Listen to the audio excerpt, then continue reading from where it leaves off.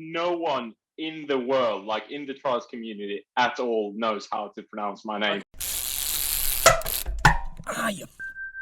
What's up, Shinners, and welcome back to the Shindig podcast, where we like to get under the skin of the trials community. My name is Matty P, and I'm with Tom Hutley. And we are doing our very first international podcast. We're getting global. Global. We won't count John Shrewsbury, even though that was Wales. Yeah. This is the first one outside of the UK.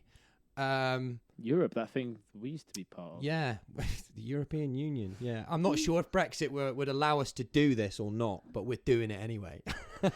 Whatever the rules are. We'll cut straight to it. The unofficial most powerful rider right now in the world. Got to be the most powerful trials We're rider. saying it, not you. Everyone gets his name wrong. Nobody's ever got it right. I'm going to give it a chance right now. It's NYMANN. NYMANN, right? NYMANN? Yeah, was that a good chance? Close. That was close enough. All right, let's just clarify that so everyone, because lots of people call him JOACIM or JOACIM or whatever. How do you pronounce your name to everyone? JOACIM. There we go. JOACIM. There we go. JOACIM. Yeah. So we were close. It's the C that it catches everybody out. messes it up. Yeah. But welcome to Thank the you. show. How are you doing? I'm good. How are you? Yeah, we're doing well. Loving life. Where exactly are you in the world right now? I'm in Gothenburg in Sweden, southwest of Sweden, in my apartment. So Nice. And Yeah. what's it like there today? Is it like cold? Is it sort of warm? What's the weather like there at the moment? it's like 5 degrees. It goes like below 0 and 5 degrees. It's like we don't have any snow at the moment. Like in Gothenburg, we don't get that much snow here. Like up north, there's loads of snow and minus degrees, and there's more snow in the south as well. But It's still pretty cold then, right now. yeah. Is it more What about like on the rain front? You know, I'm just trying to compare like like with the UK, like what the if we was a trials rider there, what would I expect? Probably the same. Like Gothenburg is known for it being raining all the time. So Okay. I thought we Yeah. had it bad, so not the best place. So is it a little bit more mountain bike weather? Is it trials bike weather outside? Have you been outside on the trials bike like this? I was actually outside yesterday. That was the first time I rode outside this year so far. Oh wow. Wow. In So 2021. yeah, in 2021. Like normally during the winter I don't ride outside. I can't ride the trials bike when it's below 0 or like around that. I'm glad because it's not just me then. But for the people that don't know who you are, never heard of you, let's get a bit of a backstory. You are you've won a few competitions. Can you tell us exactly how many and which ones? You've done reasonably well. I haven't really won that many. Like I've won the Swedish nationals about 10 times. That's what I meant. and yeah. and I think I became BAU junior world champion, and I got a silver at the Europeans in BAU, and I've also got a bronze medal in the UCI European Championships, and yeah, been on the World Cup podium several times, both in 20-inch and 26-inch. And how long have you been riding a trials bike? I've been riding since 2005. Not really that long. You're doing the maths there. You know, 16 years. There we go. So when I say that for someone that's about the same length as us. Yeah. I think I started 2006, 7. We obviously didn't pick up powerlifting. That was probably our biggest problem. Yeah. So for those who don't know, again, you're just sort of known for your powerful riding. Very recently coming back on the bike, and I was like, I haven't been on a trials bike for so long. If you haven't seen that, you guys have to check it out on Instagram. I think we'll share that. So you're back on a trials bike that we see. This is some good news. So that's already an answered question. Why was you ever off the trials Yes. bike? What was going on before that? Can you give us a bit of a backstory to the last kind of year? Because there's not been much trials.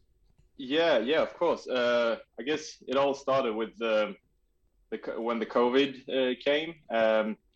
Up until March last year. I was training. I was in really good shape because normally in Sweden we have both we have a national championship indoors and also one outdoors, and the one indoors is usually in February, March, just to have a competition during the winter as well. So I was training up until that, and then the COVID came and that got cancelled, and then later on pretty much everything else in the whole world got cancelled. And so I kind of lost motivation there for a while and just took a couple of weeks off. And then I think in April or something, I was actually sitting at work, and I've been thinking about getting in a MTB or enduro bike for several years, just to do something else than just ride trials all the time. A bike with a seat, basically. You're like, hey, exactly. I knew a guy who works for Merida, Sweden, and I was just sitting at work, and like during lunch break, I just wrote him an email, hey, I want to get a bike. Can you hook me up? And he was like, answered immediately, yeah, let's come in for a chat and we'll have a coffee and we'll see if we can arrange something. And then eventually I bought a bike and started riding, and I got really hooked. What bike was it?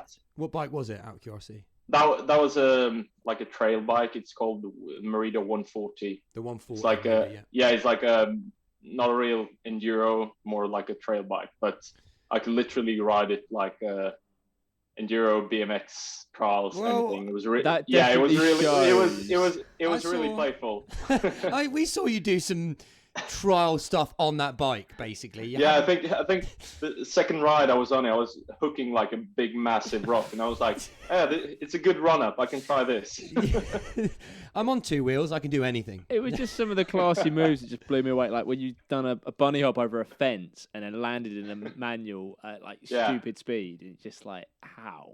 Yeah, guys, if you haven't seen it, please, we'll put a link to his Instagram and you can go through some of those clips, because there's some absolutely gnarly lines going on. I'll be honest, I didn't expect to see you doing that straight away on the bike. I was like, whoa, okay, that's pretty gnarly, mate. And but then the year went on, and I rode a lot of mountain bike, and it was like a mix of like, I lost the motivation for trials at the moment, and I really liked like joining the mountain bike community and so on. And I got in touch with like a couple of old friends that one of them used to ride trials, but he only rides mountain bike now. And some other guys that I used to ride BMX with, who also rides enduro now. And see a trend going on there. Oh dear. Well, we didn't lose you quite yet then. Go on. And so it was just nice to be able to ride with somebody else for an exchange, because like 99% of the time I ride trials by myself. So it was a mix of that. And would you say that was a contributing factor to you going on a mountain bike? Because you're like, there's no one riding trials, I want to ride with not really. It was just me wanted a mountain bike just to try it out. Then later on during the year, I was like, I told myself like, okay, I'll take a break from the trials bike, because I knew there weren't going to be any World Cups or competition. So like, if I'm going to do that, this is the perfect time. And then when the autumn, winter came, I was like, I haven't been on my trials bike for over like 7 or 8 months. And then I think it was quite like a month ago, like 1 or 2 months ago, I started to get the itch again. And because also now it's winter here in Sweden, and it's we had a little bit of snow here as well, and I couldn't ride anything. And the only thing I can do then is go to the cave where I train during the winter. I love because that. I wanted to ride. That's what I wanted to segue onto. Yeah, like a lair of like a villain from like a Batman film or something. Like, it's so just cool. turned it into a trials The cave, park. like, what is that? Yeah. Is it an official place? Can you tell us a bit about that? Yeah, it is a. Do you know SKF, like the bearing, the bearing factory? Yeah, exactly. That is a Swedish brand, and they started in Gothenburg in Sweden. Right. And so this is one of their old warehouses that they built back in the, I think, 80s or something, just to make sure that they could keep production going if we were ever going into the war or something like that. So yeah. Wow. Can you think? Yeah, that because obviously that used to be a thing. Wow, that's so, yeah, cool, exactly. Man. And I think in that room or cave, or it's in the mountain but under the ground, there's a huge skate park as well. We only rent that room that I ride in, but outside of that there's a huge, like one of the biggest skate parks in Sweden as well. Wow. So like you park by a mountain, and there's just a door, and you go inside, and there's a hill down underground, and then there's a huge skate park, and then there's our trials room. And I think, like, the local club I ride for, we've been renting that room for, I think over 20 years or something. Wow. So just to give a little bit of sort of more of a backlog to that. So there's a club, the club in Sweden that you're part of. They are actually contributing to renting that space for all of you riders to kind of be a part of. Wow. Yeah, exactly. Interesting. We don't have that kind of thing here. See. Yeah, that's a real nice. It's sort of like clubs or something that should be more of a thing here. It's definitely something we'd like to maybe try and be involved in. But I can see how, as a collective, you guys all kind of contribute to get that space and use it whenever you want. I assume.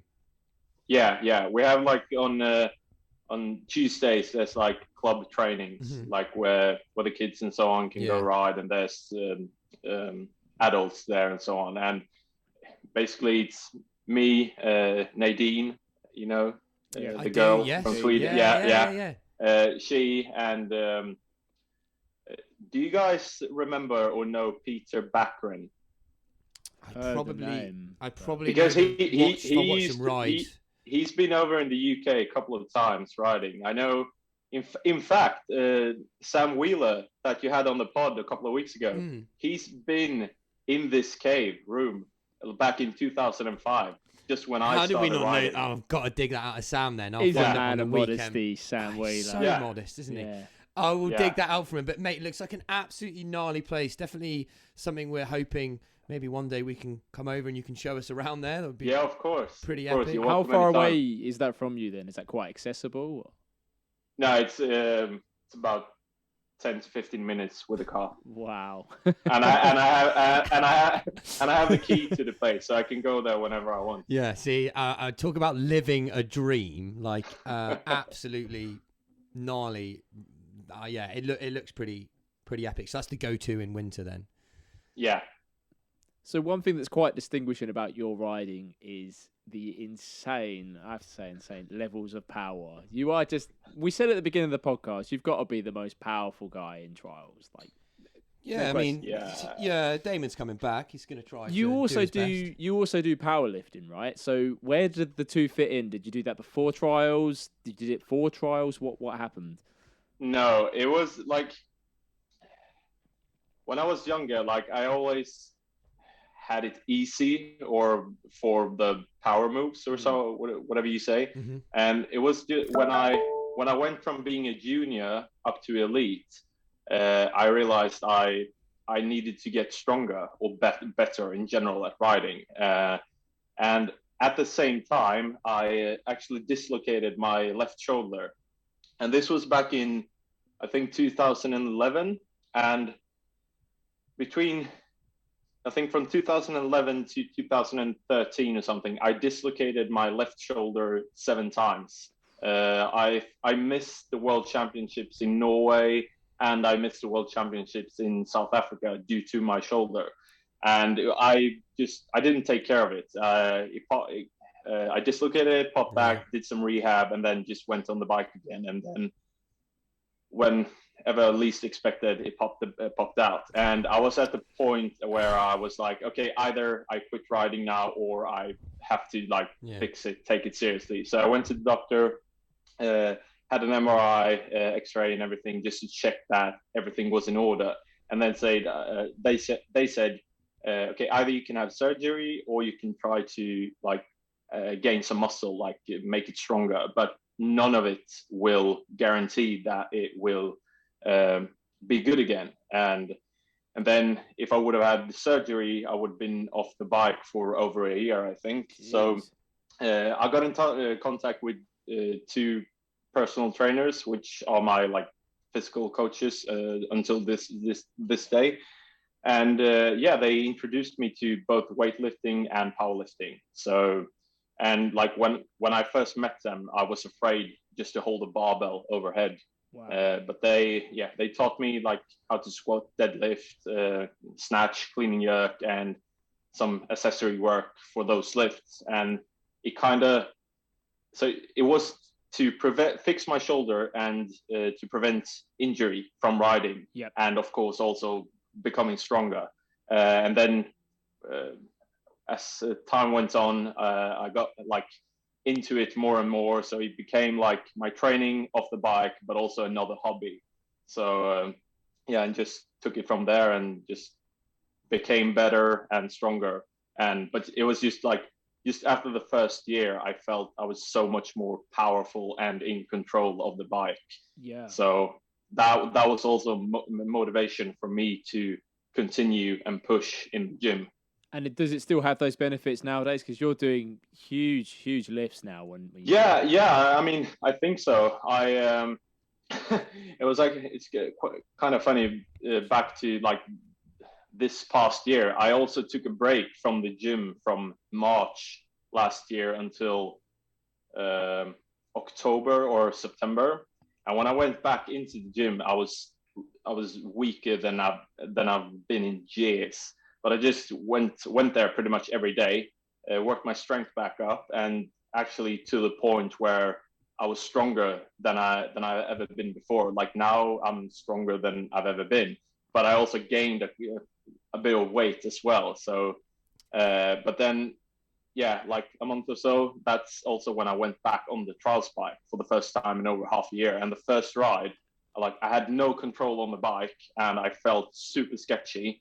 But I think the first side hop I did was around 155. And I was like, okay, obviously the power is there. So and that's with me also being heavier than I've ever been. I weigh around 90 kilo now. And I think I think I'm probably one of the heaviest trials rider out there. 90 kilos? At least on the competition scene. I don't know, but no, I know what you're saying. I mean, like, I'm sure like Damon probably weighs 200. Yeah.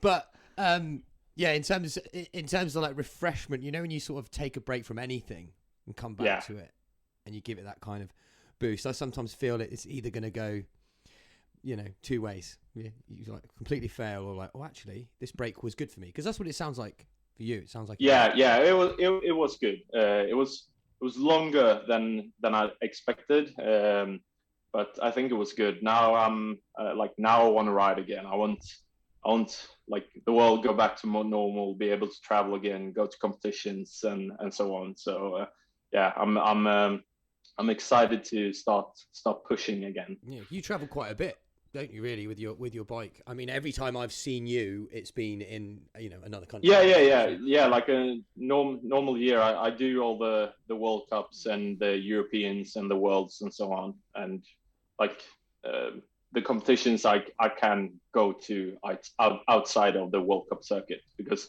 I work full time. I'm not a professional rider, so I have to kind of schedule my my vacation dates and so on for the competition calendar.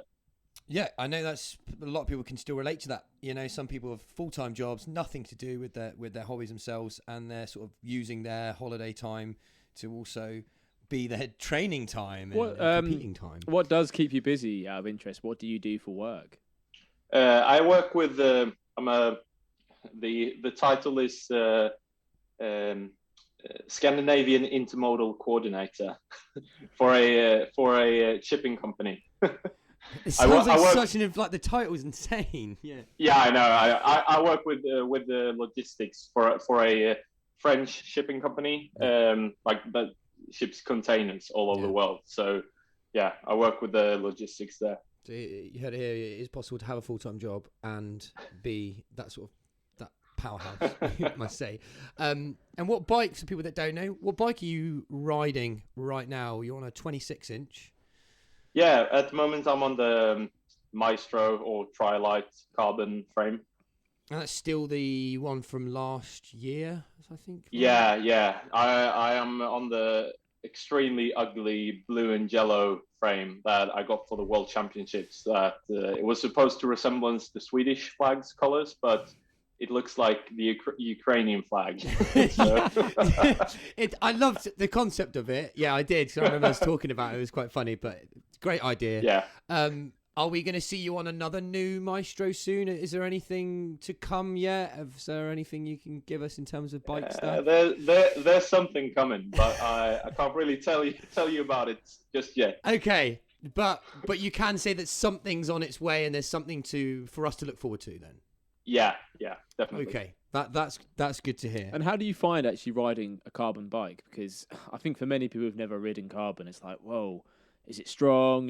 Will it stand up to it? You're obviously, like you say, a big guy and obviously a big rider. Do you trust it? Yeah. How's it been for you? I mean, I've ridden both 20-inch and 26. Like I was on the Clean Trials team where I rode their 20-inch carbon bike, and I think I rode the first frame. I rode a whole season, like over a year, without breaking it, and I bashed that thing on like rocks, walls, and everything. I think at the end, I think it even had a crack in the down tube, and I was at 101.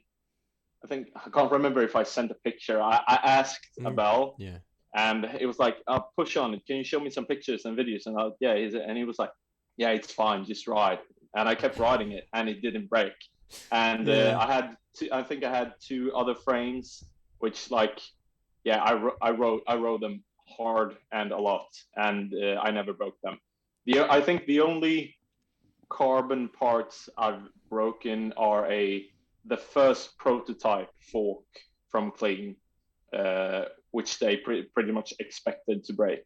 And it's the first one you'd want it to, so you knew where it was, and also I think one 26-inch fork as well. But never broken a frame or anything. And so far, both on the 20-inch and 26-inch, they've held up for me fine. And as I said earlier, I'm one of the heavier riders on the World Cup circuit, and they work fine for me. Then, of course, I don't bash them into like brick walls and so on, like every other ride.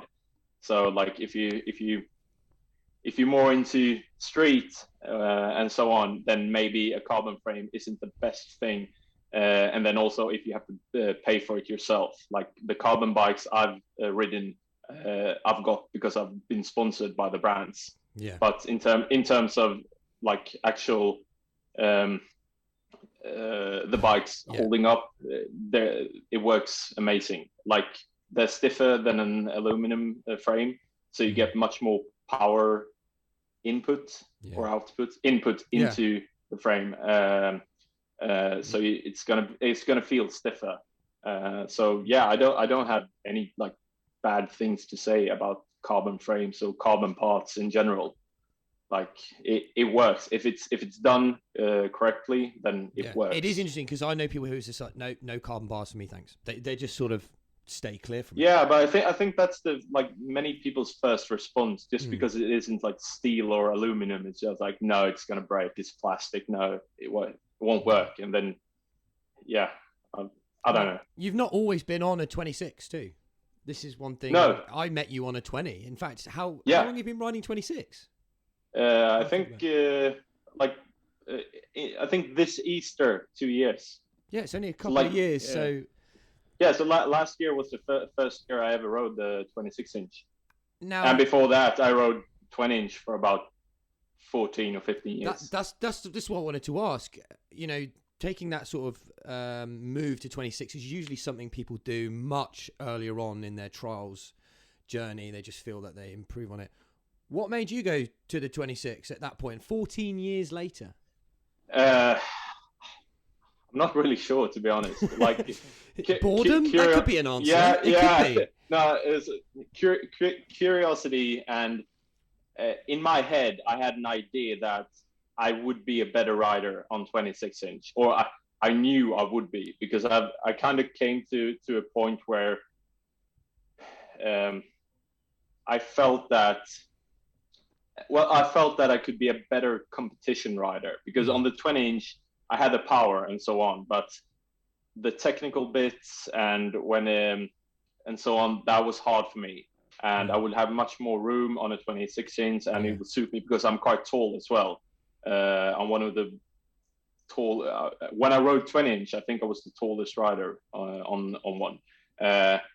So yeah, just curiosity and thinking that it would make me a better rider. And then also after I was in London for the bike battle. Yeah, exactly. Oh, what an I think that was weekend. 2-3 years ago. Yeah. And when I tried Hannes's bike, I was like, okay, I'm getting one next year. I was going to bring that up. That's the first time I saw you were like, oh, let me just try and ride a stock. And basically, the stage at the event was a hook. Like, it was massive. No one was signed up in the stage. The stage was what you dropped off to start the competition. And JOACIM just goes and gets his 26 and side ups it. I remember just sitting there just being like, that's just like not possible. Oh, here's the new. At that point, I hadn't seen who could beat Damon at a side up, but then I knew. So I'm calling him out now because he's coming on. He'll be listening to this. At one point, hoping that you guys will be in the same place at the same time. I'm also hoping that we can drag you here for potentially Radfest. Yeah, I'd love to come over. Yes, so, and if I'm sure you're used to camping. You 9th of July until the 11th of July. You could probably drive. You've got a camper, haven't you? No, is it you that's got a camper? I can't remember. If you no, I don't have one. No, Jerome. I'm thinking of Jerome, I think it is, isn't it? Yeah. He's got one. That's who he's got. We'd love to have you over this way for that sort of big event, and we can say that we brought them over, can't we? The Shindig. The Shindig guys brought all these riders here. Is that something that you'd be interested in? Does that? Yeah, of course. Like I've said, like all the people I've met from the UK, like the last 10 years, like everyone is always so nice and welcoming. So like, you're welcome over anytime. It's like, yeah, I really want to come. Like since I started riding, I wanted to go over to England to ride street and ride with all the people I knew of. Like when I started, like the first videos I watched videos of like Craig Lee Scott, Neil Tunnicliffe, and Damon as well, as pretty much everyone in the whole world who's interested in trials. But I think UK has you have to go there and ride trials. Like it's part of the thing. I don't know. You noticed it because I always thought you said this when we would go. Dre would get our group of lads and we'd go over to Cologne in Germany, and the guys would be like, "Oh, the loud lot are here," but we were the UK lot are here because we were just like very much like when we're capturing our videos, just trying to have a lot of effing fun basically with the bikes. It wasn't always about all the big stuff. I think that's why we always work so well over here in the UK. It's just like seriously about the fun. Do you know what I mean? And I'm treading carefully here because I'm not saying like competitions rider you should take it seriously. Yeah. I'm treading carefully. You should take it seriously because it's a competition. But obviously remember that the bottom line is pure enjoyment. So it's lovely. I think even if you're a competition rider, it has to be like a balance between that. Like, of course, if competition's your thing, you have to take that seriously and do what you have to do to progress and make results and so on. But of course, then like if you want to have a weekend like with your friends, just riding, chilling, and have a couple of beers, of course you should be able to do that as well. Like, so it's creating that balance within the sport itself, because then it's like the competition could be you just kind of pushing it's a lot of I'm going to say stress. It can be pressure. Well, I wonder if it's just certain countries have more of a competition mindset. Like if they've more of them are kind of, that's just how you get into it. Whereas us, I think that's what I'm trying. Maybe because I said that wrong. Yeah, I think that's what I was trying to say about like the UK being like, oh, we just sort of go in and have us sort of really take it very. Yeah, I think it's because we both got into it because of the street scene. We didn't get into it through traditional routes. Well, I think when someone gets into it through the competition, it can sometimes have that a little bit different of approach, perhaps. Yeah. But interesting to Yeah, know, definitely. how did you get into trials? What was your route into it? It was actually one of my best friends, like from when I was 10 or 11 years old. We lived close to each other at the street back home, and he had an older cousin, I think, who used to do motor trials, and so he got a push bike trials, and when I saw that, I was like, oh, cool, a bike without a saddle, I want one as well.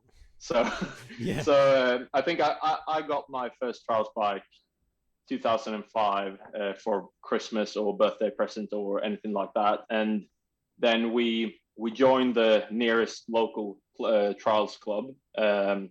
He quit about after a month or so, and I've been riding for 16 years now. I love that. A fickle relationship just to get you in somewhere, and then it just all drops away. And and this is my life. I remember, like, yeah. It's like when I think back to when I got into trials, there was like a huge scene of riders. There was like, you'd go out locally and there would be 20 people, and you'd be like, "What?" Well, the that hell? was the club, wasn't it?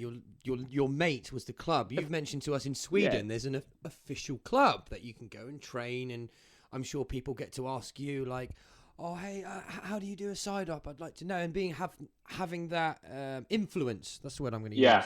Yeah, exactly. It is quite good. Have you always been part of a club since you've kind of been riding trials? Yeah. I feel like that's an important thing that we really do maybe potentially lack here in the UK, is those kind of those club mentality. There is kind of talks about it, I suppose, and it's probably one of those things in a post like COVID world that we'll probably adopt. Really, I think that's It would be nice to have teams, actual teams that you were part of, because that way there could be some element of competition overall rather than individuals.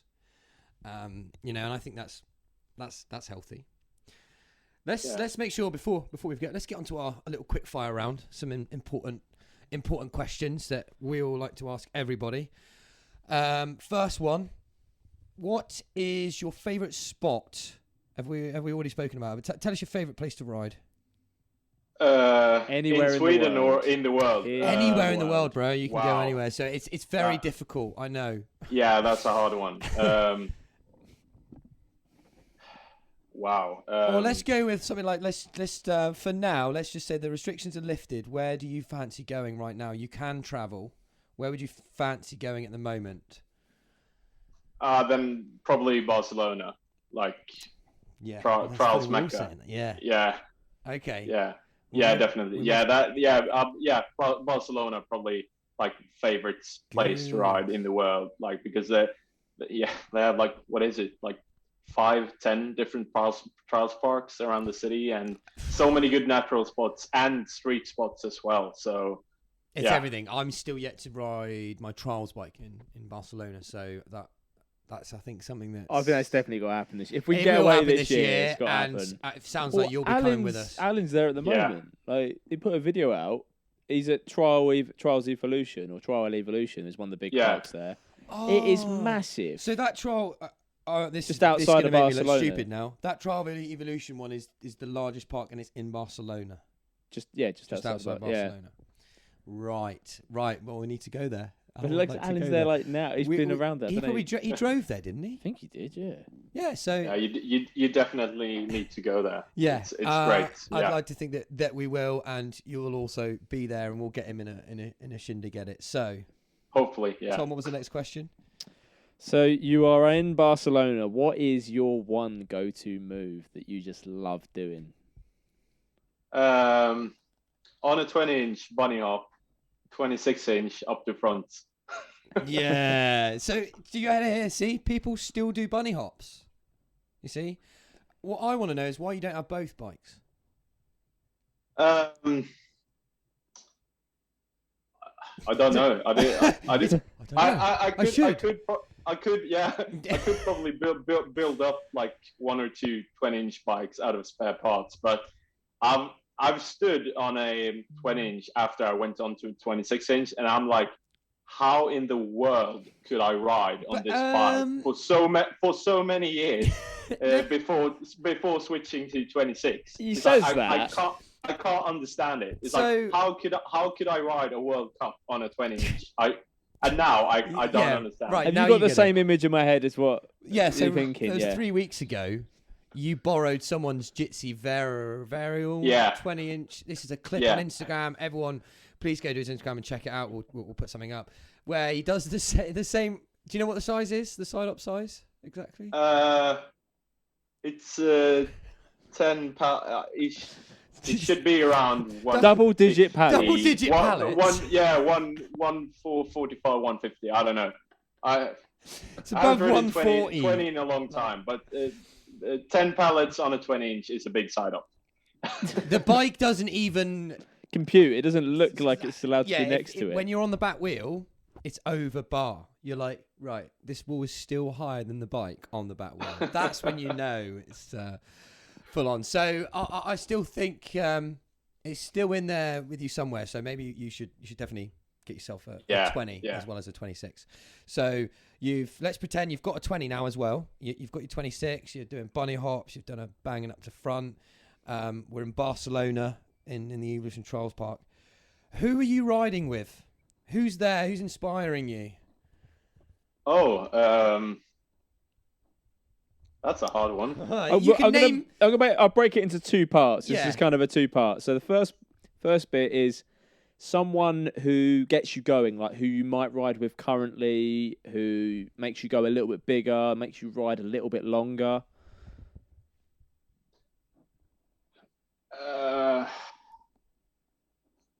You do ride solo, so I suppose it's probably yourself. exactly. I ride almost solo all the time. But like anyone of like the guys I ride with in the World Cups, you mentioned before, Eirik and Jonas, and both like Dominic Oswald, Thomas Peschaker, Samuel Lavatti, they're all like close friends to me, and like there's loads of guys, but listed like the world's best riders. But there's loads of guys in France and Spain as well. I love to ride with, like anyone who can you can ride with, and you like up each other all the time. You motivate each other. I like that. A little bit of competition. That's what I'm saying. When I like being against someone is generally quite healthy. If you can, someone will do something better than the other, they'll make them do it, sort of thing. You might be good at up to fronts, and Dominic's like, but I'm better at up to backs or something, you know. So that kind of every element together kind of brings you all to. And the extension of that question, I'm sure many of our listeners would want to know, is when you were starting out, who was that kind of higher source of inspiration? Who did you want to be like? Like probably the same as every competitive 20-inch rider, Benito Ross. Well, I think that's Benito, Cesar Cañas, those two. I think anyone who rode competitions very much looked up to Benito, who's still riding now. He's still going. It's insane. Yeah. Also, man, who's done 2026. I mean, didn't he used to do? Was it? I don't know if I made this up, but I was like, he done 20 and 26, but the same competition. Is that correct? You used to be able to do that at the World Championship. You can't do it anymore, but like go back a couple of years.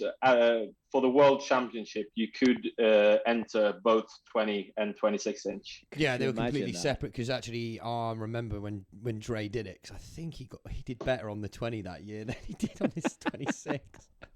something along those lines, but yeah, that's it. That's insane, man.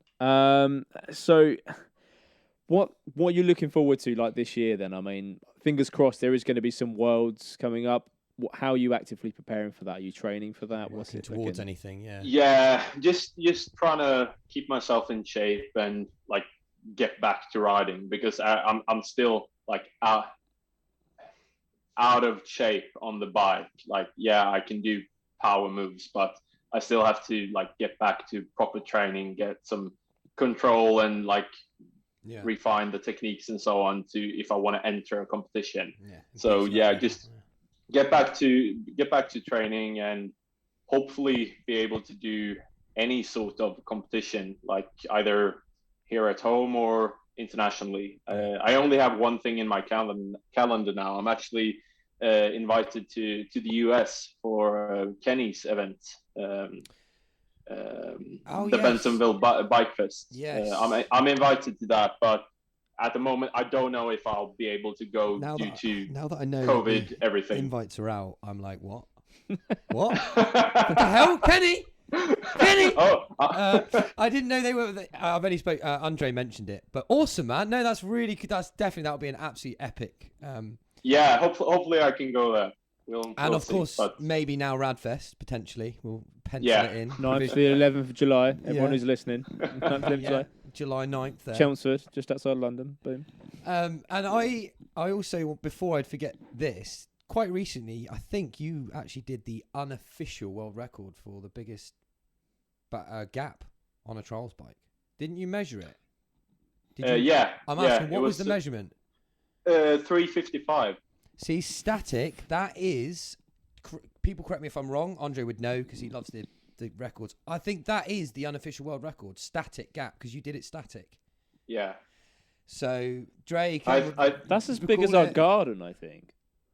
Yeah. Yeah. Again. I think if we're gonna, I know a lot of like the trials world are very like either you hate the guys who measure stuff or you love them, but I like to measure stuff because I find it interesting to like push the boundaries of what is possible in terms of power on a trials bike. I think, but I'm not sure. I think maybe Jack, Damon, Nico from France might have gone bigger, but I think I have the unofficial world record of a up to front and side up as well. Yeah. Wow. And it's that thing, if they haven't measured it, then you don't know. They probably go, oh, I'm going to go, but did you? Yeah. So they're moaning at you, being like, well, I didn't measure. Well, you probably, if you did, you might have been known for the largest. But we actually call a tape measure it's Chris came up with this term, didn't he? Yeah, so Chris tape Jackson, measure. who's in some of our videos, the tape measure is actually called a dream killer. A dream killer. So that you do moves and you're like, that's got to be like 50 inches. And Chris always goes, don't think so, Matt. Like, go and grab the tape and it's like 47 42 or something. Oh, yeah. Let's be honest, 42. and it just, that's why we call them the dream killer. But I noticed something in some of the trials parks out in Europe. They actually have the measurements written on the stuff, like on the obstacles. Yeah. So like next to the wall, you're like, oh, this is 144. This is 100. Yeah, but they're not correct. At least not the ones. at least not the ones who's in Spain, because I was there and I measured some of them. That is class. I'm just thinking. So are they there for? You'd want them the opposite way round, so it makes you go bigger. Maybe plus minus 2-3 centimeters, but okay, yeah, I'd like to think they always should be all right. Say they were bigger. They're like, this is 150 centimeters. Yeah, I don't know what way would be better. You know, full sense of I did bigger than I hoped. Yeah. Yeah. Yeah. No, I don't know either. Yeah. So, we are the Shindig podcast. Are we? We have to know. Sorry, yeah, go on. You know where we're going with this. Yeah. Can you tell us about your worst ever shindig? I knew this question were coming, and you're gonna get a boring answer. Like I can't remember. Like I don't have any. Yeah. I've listened to several of the episodes, and everyone has a story and so on. And get your shins out. I don't believe. Yeah, this. It's like when I was younger, I used to get them all the time. But I don't have anyone that's like, yeah, that one. I remember that one. And now I haven't had one for like years and so on. So do you wear shin pads? He didn't ride last year, so that helps. No. Yeah. Yeah. Well, that does. But I was like, wait, did you just wear shin pads, and that might be why? No, I've never worn shin pads. Yes. Yeah. Well, I've worn them when I've ridden competitions in Spain, because you have to wear them in a competition in Spain. Oh wow, we didn't my know this. Oh my, sorry. We have made it clear in Thought last you might want to know. We have made it clear in last week's podcast that anyone under 18, we suggest that you please wear shin pads. We do not condone that you don't, and we don't suggest anyone goes out and gets shindigs. We've had to make that very clear now because I think do what you like in terms of shin pads, but you know. Yeah, and don't deliberately go and get a shindig so that you can send it to me because I feel like that's what people have been doing. Matt, we got shit. I'm like, please don't say me you did that on purpose. So safety first. You've heard it here first, but I didn't know that. So shindigs. No, sorry. Shin pads are essential in Spain competition. Is that still a thing? You think? I'm not sure. It was okay. when I was there like 4 years ago or something. But yeah, might have changed. Then why they wear shin pads? No, I wouldn't wear shin pads. Yeah.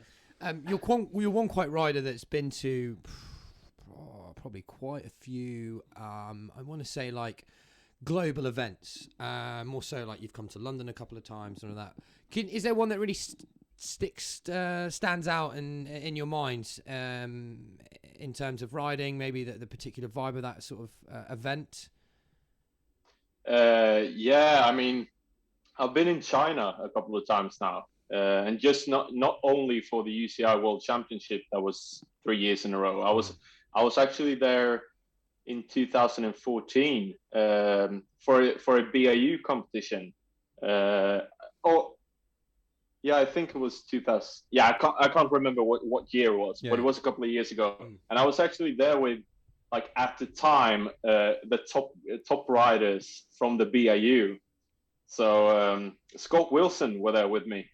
Actually, Mr. Wilson recently joined our Trials Addict team. Actually, and you know Vasha Kolar, Czech rider, and Jonas from Denmark as well.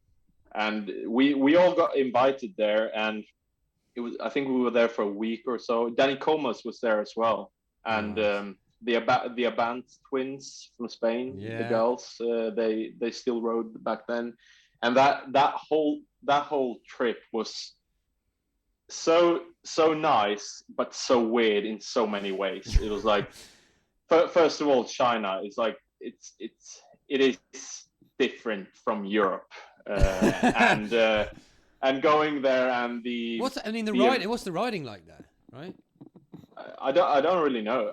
Like from what I've heard from Kevin, aka Mr. Wong, there are loads of riders, but I don't really know. Right. But then back to the trip. It was like we went there and like the competition were like awful. The organization was awful.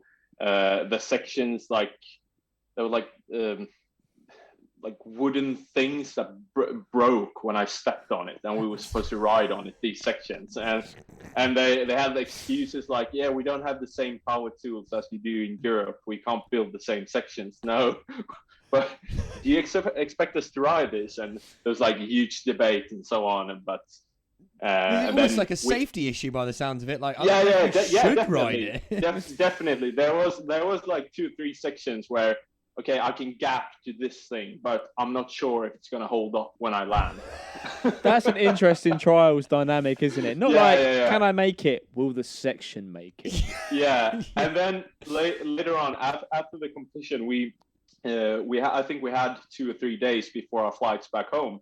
And so we went into the town, I think they had like 10 million people in this city. But we went into town for a street ride and just have a look around, and then we were at one spot riding, and it comes a guy to us and is like, "Hey guys, this looks so cool. Where are you from?" And he's either American or British, and so he asked us, where are you from? Why are you here? And we're here for a competition. This is trials and so on. And he turns out I think he's an English teacher at a university there, and when he comes up to us, he's drunk, like really drunk, and he tells us about this beer festival that is in town, like this. He's just come from it by the sounds of it, yeah. Yeah, exactly. And so later that night, we went back to the hotel. We had like 2 days left before we go home, and everybody's like, "All right, so so what are we doing? What are we doing tonight? And everybody was like, should we check out that beer festival? Yeah. And we went there, and I'm not going to tell you all the details about it, but it was a fun trip with loads of different experiences. I will add to that in the sense that if anyone would love to drink beer with JOACIM, he is definitely a good laugh to have a few beers with on the couple occasions that we've had. Just like that. I won't go into any details, but this is a show for adults. So anyone wants a few drinks after a competition, someone who's not afraid to let loose as well as take things seriously. So this is your man. We've had many fun times, haven't we? Yeah, definitely. I like to think that there'll be many more this year. I really hope it's going to be the year for trials, to be honest, 2021. Hopefully, 100%. yeah. And you're getting a new bike that we're not allowed to know about yet. So hopefully, perhaps by the time this is released, we might be able to comment on it. But we'll see. We'll reach out to you. Maybe we'll see. Good.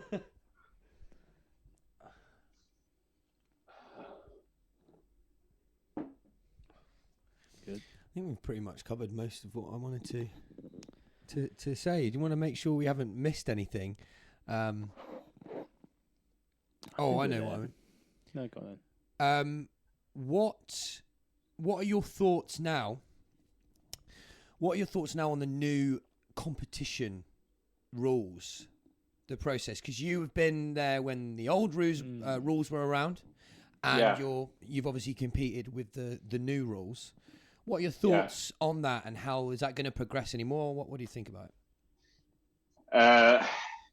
To be honest, I'm not really sure. I think the new rules are better than the old ones because it's more fair, I think, and it gives how do you say this?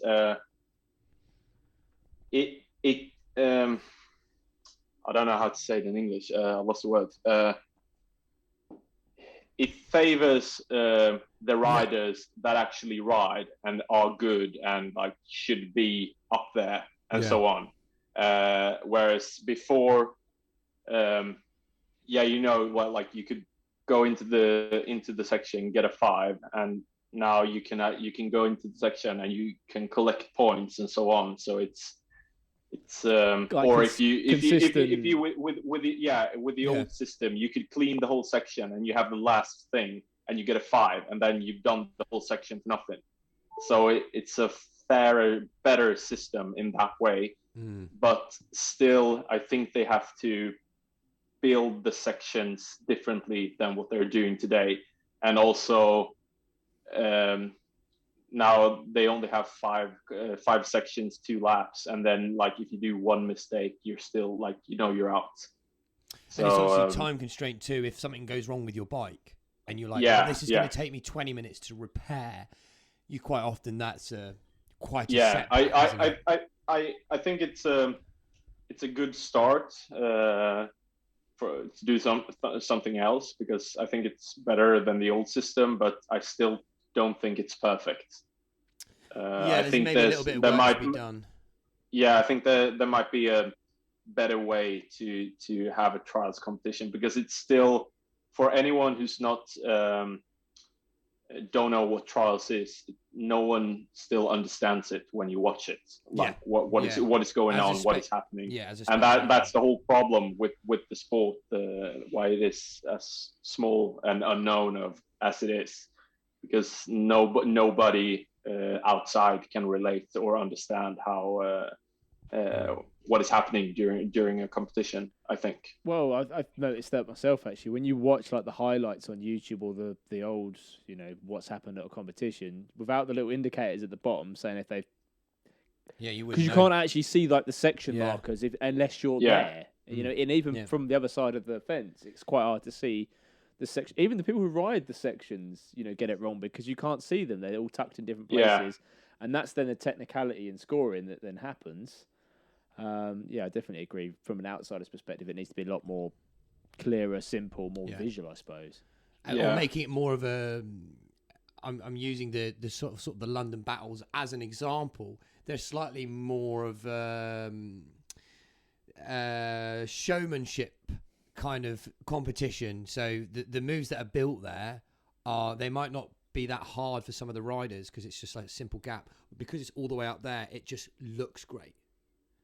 So, because there are some moves that you know, like a hook thing, a static hook, you could be, 5 centimeters off the ground and still be doing a static hook, and people go, "Wow, that's hard." Yeah. But someone watching from the outside is like, "What is he doing?" Yeah. It's just that far off the ground. So it's that element of being like, is it a show? Is it entertaining? Just because it's difficult, does it mean that it's actually good to watch?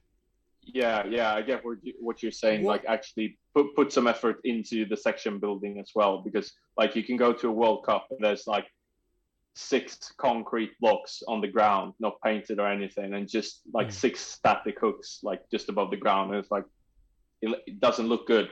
And then you have the London battle where it's like really nice, well built, and it looks good, and it's up in the air and so on, and it gives I think better perspective to it was made for people exactly, for the spectators. What would you, if you could change the UCI rules now, let's pretend that you're like, hey, I'm going to make up my own rules. What would you try and bring maybe perhaps to the element of competitions?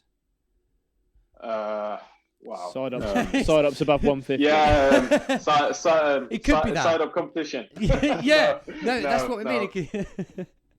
No, I don't really know. I don't think I'd change like the way. To be honest, I don't know what I would add or change. Actually, is there something that you really enjoy about a competition that you'd like to see more of it, perhaps?